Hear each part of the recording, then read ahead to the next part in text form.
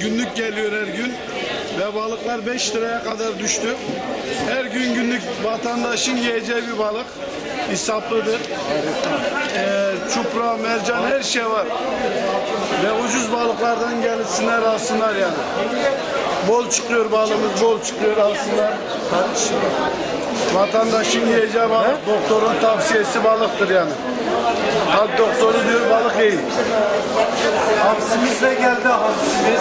Hamsi de geldi, Karadeniz hamsisi. Balık 5 lira, hamsi 5 lira. Barbunya 5 lira, barbunya 5 lira.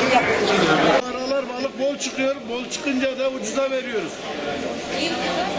Vatandaşın yiyeceği En ucuz balığınız hangisi? En ucuz hamsi 5 lira. 5 lira. Sardalya 5 lira.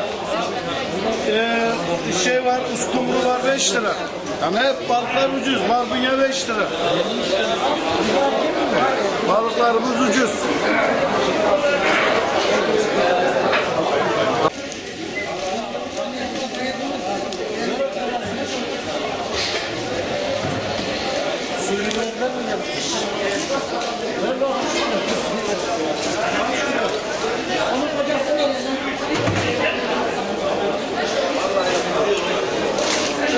Ucuz balıklar ucuz 5 lira 5 lira 5 lira.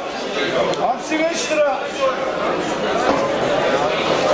Şu anda Türkiye'nin en çok denizini barındıran Akdeniz'in balıklarını görüyorsunuz. Balık fiyatlarımız mevsim normallerinin altında seyrediyor. En güzel çeşitli tezgahlarda görüyorsunuz. Fiyatlarımız çok uygun. Balık fiyatlarından bahsetmek gerekirse hamsinin fiyatı 5 TL, çupra 13 TL, barbunya 13 TL. Bu barbunya boy faktörü var 10 lira. Lagos 25 liradan başlıyor. Turna 15 lira. Gümüş 12 lira.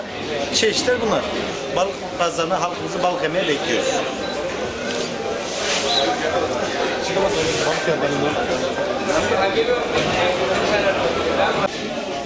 Bir kilo hamsi yap oradan. Temizle yeme.